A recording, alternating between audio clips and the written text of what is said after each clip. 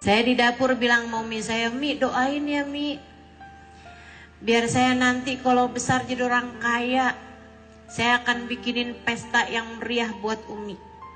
Umi saya bilang, aduh nah, Umi tuh males kondangan.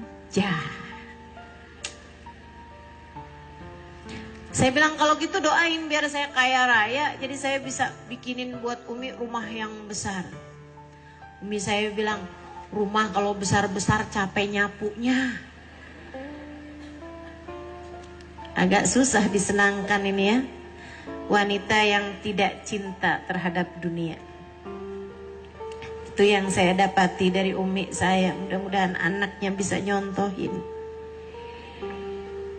Urusan dunia, beliau sudah tidak lagi tertarik terhadapnya. Saya bilang sama beliau, kalau gitu Mi doain saya, biar saya kaya. Intinya anaknya pengen kaya nih. Doain saya biar kaya Mi, nanti Umi bisa saya ajakin jalan-jalan kemana-mana. Umi saya bilang, Umi males jalan-jalan.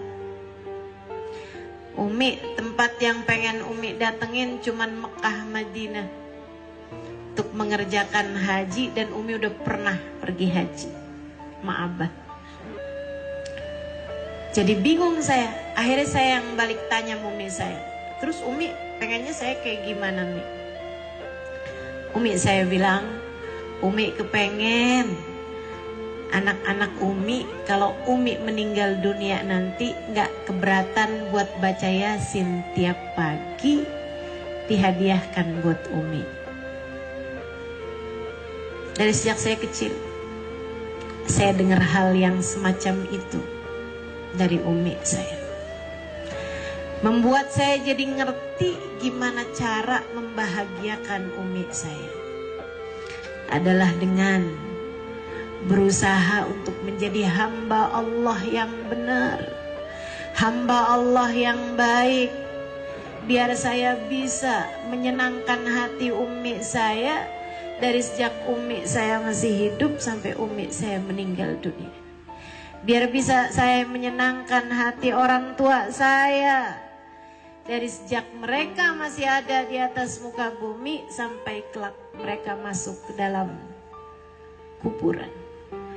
Saya yakin Umi saya dengan pesannya di dalam kubur ini, Umi saya udah meninggal tahun 2022, baru aja ya, belum 2 tahun, bulan November. Saya yakin Umi saya dalam alam kuburnya nggak pernah nyeselin, duh kenapa dulu tuh ya nggak minta aja dijajanin, mesti nggak pernah nyesel. Kenapa waktu anak saya tanya apa yang saya inginkan, kenapa saya nggak minta aja rumah yang besar, nggak pernah nyesel. Beliau bahkan saya rasa berbahagia bahwa semasa hidup di dunia ia hanya memesankan anak-anaknya agar menjadi anak-anak yang soleh-soleha, kemudian berkenan mengirimkan bacaan surat Yasin setiap pagi.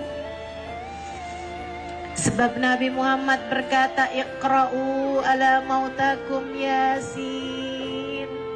Bacakan untuk orang-orang yang sudah meninggal dunia di antara kalian surat Yasin.